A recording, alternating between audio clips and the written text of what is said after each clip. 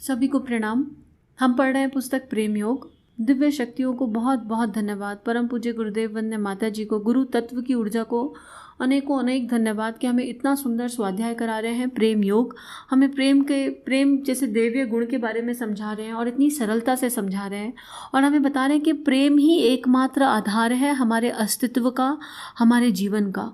अगर हम उस प्रेम को सीख जाएं जो बॉडी कॉन्शियसनेस से बहुत अलग है, जो समष्टि की ओर है, जो फीलिंग ऑफ वननेस है, तो हमारे जीवन में सब कुछ आसान हो जाएगा, सब कुछ सरल हो जाएगा।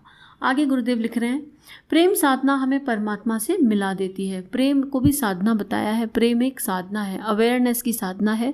हर पल चेक लगाना कि मेरे मन में किसी के लिए कोई नेगेटिव फीलिंग ना आए, मेरा मन राग, द्वेष, छल, कपट, क्रोध, लोभ, ईर्ष्या, अहंकार से दूर रहे। हम किसी के लिए कोई धारणा ना बनाए, किसी के लिए भी, और सब में वो परमात्मा का अंश दिखने लगे। हर कोई भी लो सिचुएशन आ रही है तो उस सिचुएशन में उन लोगों को ना देखें जो रोल प्ले कर रहे हैं, बस ये देखें कि इस सिचुएशन में हमें क्या सीखना है, व्हाट आर आवर लर्निंग पे फोकस करें। तो प्रेम एक साधना है अवेयरनेस और अलर्टनेस की। गुरुदेव लिख रहे हैं, परिश्रम के पश्चात विश्राम, शुद्धा के पश्चात भोजन और कष्ट के पश्चात सुख का आनंद मिलता है। इस प्रकार मिलन का आनंद बिछो के बाद ही मिलता है। दो स्नेहीजन एक स्थान पर रहकर जब नित्य मिलते हैं तो नवीनता समाप्त होकर मिलन का आनंद शिथिल हो जाता है, किंतु जब वे दोनों हृदय कुछ समय अलग रहने के बाद मिलते हैं तो मिलन का आनंद सहस्रों गुना हो जाता है। ये तो बिल्कुल एक्सपीरियंशियल है, हम सबका ही एक्सपीरियंशियल है कि बहुत तेज भूख लगी और खाना सामने आ जाए तो कितना बढ़िया लगता है। पूरे दिन थक गए काम कर करके और अभी लेटने को मिला तो कितना रिलैक्स फील होता है, ऐसा लगता है अभी लेट जाए। जैसे अभी मेरा मन कर रहा है, मैं सोच रही हूँ थोड़ी देर के लिए ब्रेक लेके लेट जाऊँ, है ना। तो कितनी अच्छी वाली फीलिंग आती है। तो वही गुरुदेव बोल रहे हैं कि ये एक इसका जो आनंद है, ऐसे ही भगवान से भी अलग होना, वियोग होना, ये सब ना, बिछो होना, मिलन होना, ये सब लीलाधर की लीलाएं हैं, बस ये चलती रहती हैं। और अगर बिछो की फीलिंग आ रही है उस परमात्मा से तो वो भी, उसका भी अपना एक रस है, और फिर उसके बाद मिलन की फीलिंग आ रही है तो उसका भी एक आनंद है, एक रस है। दोनों ही रस से चिपकना नहीं है, लेकिन उनके आनंद को इग्नोर कर देना ऐसा भी नहीं है। जो मिल रहा है बस, जो ये वाले पल में जो है वो पर्याप्त है, जो मिल रहा है वो एनफ है। तो यहाँ लिख रहे हैं, परमात्मा एकाकी था, उसे अपने एकाकीपन से विरक्ति हुई। उसने चाहा मैं एक से बहुत हो जाऊं। उसके अंतर में एको हम बहुश्यामी की ध्वनि होते ही सृष्टि रचना का काम अपने आप हो गया और जड़ चेतन में यह सारा संसार बनकर तैयार हो गया। संसार और कुछ नहीं, परमात्मा का ही एक अंश है, उसी से उत्पन्न हुआ है और उसी में लीन हो जाएगा। ये तो हम सबको पता है। अभी ये जो एग्जाम्पल है जो गुरुदेव ने दिया, अभी सूर्य की किरणें सूर्य से अलग थोड़े ना है, लेकिन फिर भी अलग ही दिखती है ना, है तो सूर्य का ही अंश ना। वो सूर्य सब जगह प्रकाश फैलाता है और सारी किरणें समतल एक दूसरे से बिना झगड़ा करे कितने प्रेम से, कितने बैलेंस फॉर्म में अपना प्रकाश बिखरा रही है। या ऐसा है कि सूर्य की किरण नंबर 1 किरण नंबर 2 से लड़ाई करती है, अरे नहीं मेरा नंबर है तुम्हारा नंबर नहीं है, या तुम इधर जाओ मैं उधर जाऊँगी, ऐसा नहीं होता ना। ऑटोमेटिक आती हैं और अल्टीमेटली उस सूर्य में ही समा जाती हैं, एक हो जाती हैं उससे और पूरे संसार को रोशन कर देती हैं। अभी अगर वो परमात्मा एकाकीपन से बोर हो रहा था और उसके मन में भाव आ गया कि मैं एक से अनेक हो जाऊं और हम सब आ गए, सारा जड़ चेतन आ गया, तो अगर हमारे को भी सब कुछ याद रह जाए कि हम वही सूर्य की किरण है, ये स्मृति चली गई, सब कुछ याद रह जाए, तो हम फिर बोर हो जाएंगे, क्योंकि है तो उस परमात्मा का ही अंश। फिर हमको लाइफ में रस नहीं मिलेगा। और अभी किसी भी लेवल पे जाओ, अभी उस लेवल पे तो नहीं आए ना कि रस से मुक्ति, आनंद से मुक्ति, वो ब्लिस तो चाहिए ही ना, परमानंद तो सबको ही चाहिए ना। एक्सपीरियंस किया हो या ना किया हो, सबके मन में भाव तो होता ही है कहीं ना कहीं, अगर इस यात्रा पे चल रहे हैं। तो संसार और कुछ नहीं, परमात्मा का एक अंश है, उसी से आए हैं, उसी में विलीन हो जाना है। वह परमात्मा की समीपता के क्रम में सबसे आगे लिख रहे हैं गुरुदेव, चेतन सृष्टि परमात्मा का विशेष अंश है और उसमें व्यक्ति विशिष्ट है। अब चेतना बहुत सारे लोगों में है, सारे जीव जंतुओं में चेतना है, जितने भी कीट पतंगे उनमें भी चेतना है, और जड़ भी परमात्मा का ही एक अंश है तो सब कुछ परमात्मा का अंश, लेकिन उन सब में मनुष्य सबसे ज़्यादा विशिष्ट है। क्यों? वह परमात्मा की समीपता के क्रम में सबसे आगे और सबसे पहले है।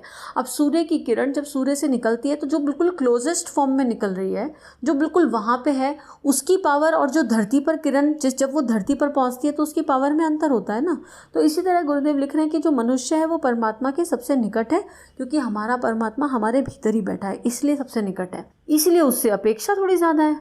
वो अन्य जीवों की अपेक्षा इन दोनों उससे अपेक्षा थोड़ी ज़्यादा है। अपेक्षा not in sense of expectation, अपेक्षा इन सेंस ऑफ अपना खुद का कल्याण, कि हम अपने भीतर के उस परमात्मा से इंट्रोडक्शन तो कर लें जिसका हम अंश हैं। अब आगे लिख रहे हैं गुरुदेव, यूँ तो परमात्मा को अपनी सृष्टि के अणु अणु से प्रेम है, किंतु मानव जाति से उसे कुछ अधिक ही प्रेम भाव है। इसका कारण यह है कि अन्य सृष्टि की उत्पत्ति जहाँ माया के माध्यम से हुई है, वहीं मनुष्य जीवात्मा के रूप में उसका सीधा सीधा अपना अंश है, जिसे मनुष्य ने अपने विवेक द्वारा समझकर उसके प्रति जिज्ञासा उत्पन्न कर ली। तो मनुष्य परमात्मा का विशिष्ट अंग है। उसने बहुश्यामी की इच्छा से अपने इन अंशों को अपने से पृथक कर संसार में बिखेर दिया, इसलिए कि बिछोह के बाद मिलन का अवर्चनीय आनंद प्राप्त हो सके। इस मिलन का माध्यम क्या हो सकता है? प्रेम और केवल प्रेम। बिछोह से उत्पन्न प्रेम की तड़पन ही वह साधन है जो व्यक्ति को परमात्मा की ओर, परमात्मा को व्यक्ति की ओर आकर्षित करती है। इसलिए प्रेम की शक्ति को परमात्मा की शक्ति से मिलन की बहुत बड़ी साधना माना गया है। जिन दो के बीच प्रेम नहीं होता वे परस्पर कभी मिल नहीं पाते। ये जो गुरुदेव इतनी गहरी बात लिख रहे हैं, इसको समझा पाना तो एक एग्जाम्पल से कोशिश करते हैं, प्रयास करते हैं, बाकी तो परमात्मा के ही हाथ में है, क्योंकि ये एक्सपीरियंशियल है, ये अनुभवजन्य है। मतलब इतना सा भी अगर इसका स्वाद लग गया, टेस्ट लग गया, तो पता चलता है कि क्या क्या दिव्य चीज़ है ये, क्या दिव्य अनुभूति है।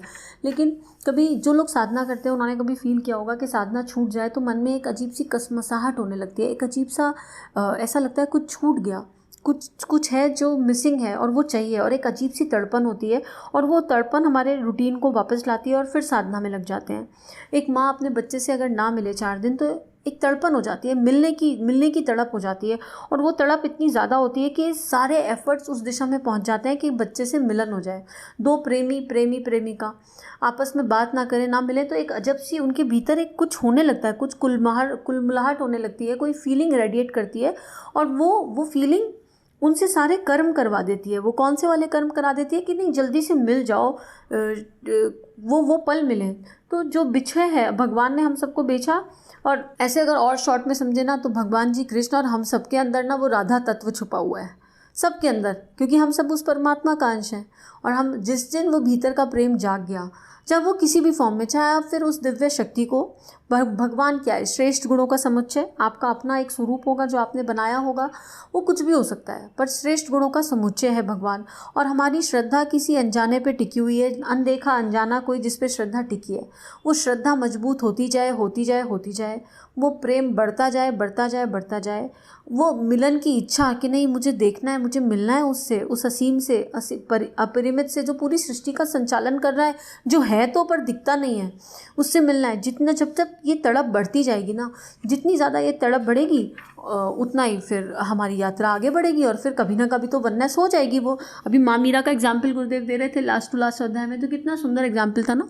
माँ मीरा की तड़प ही तो थी, हर पल बस गिरधर जो है, हर पल गोपाल जी की फीलिंग, हर पल गोपाल जी को याद करना।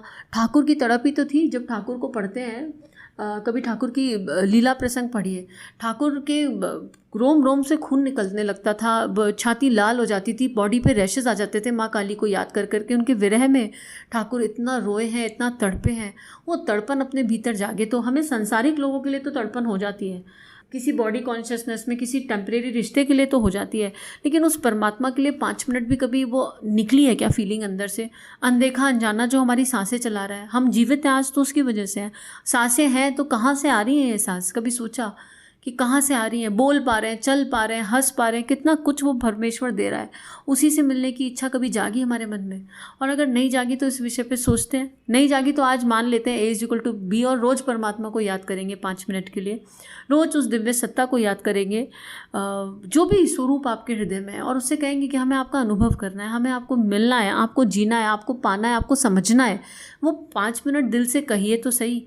और यकीन मानिए, अगर आपने पूरे मतलब इंटेंशन जितनी ज़्यादा प्योर होगी, जितनी दिल की गहराइयों से वो पुकार निकलेगी, उतने ही जल्दी रिजल्ट आएंगे। लेकिन रिजल्ट की इच्छा से अगर प्रार्थना करी तो वो प्रार्थना नहीं है। बस अपना कर्म करते रहिए, और वो आप देखेंगे कि व्याकुलता अंदर बढ़ती जा रही है। कब आंसू गिर जाएंगे उस व्याकुलता में पता नहीं चलेगा।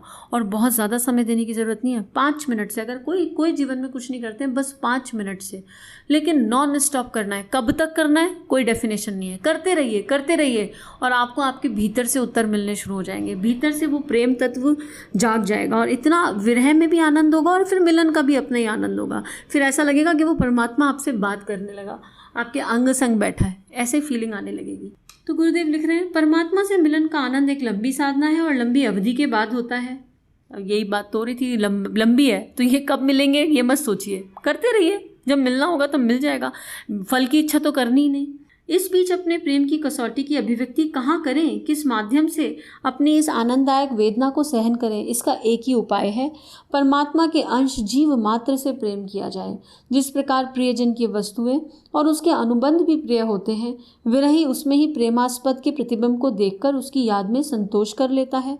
कितना सुंदर एग्जाम्पल गुरुदेव दे रहे हैं कि सेवा इसका एकमात्र उपाय है। 5 मिनट याद किया और फिर चारों तरफ देखा, हर जगह बस वो परमात्मा का ही अंश है। सूर्य की किरणें चारों तरफ है ना, ऐसे ही हर मनुष्य में वो भगवान है, वो परमात्मा है।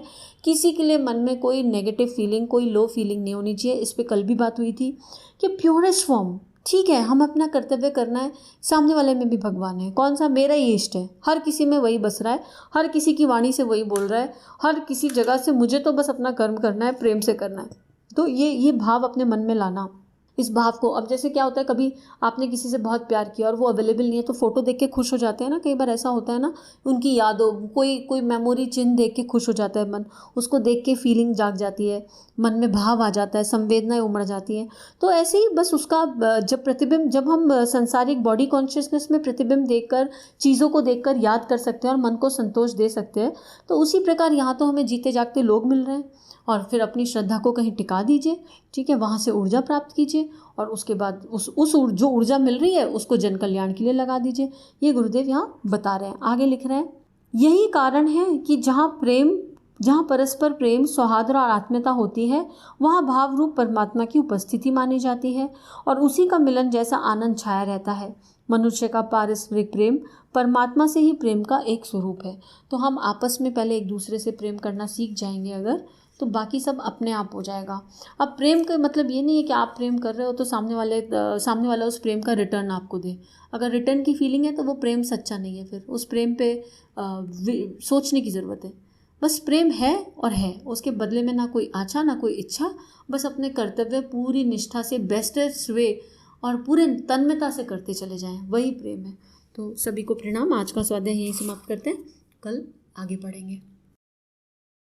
इस तरह की और वीडियोस देखने के लिए हमारे चैनल को सब्सक्राइब कीजिए। आप सभी का बहुत बहुत धन्यवाद।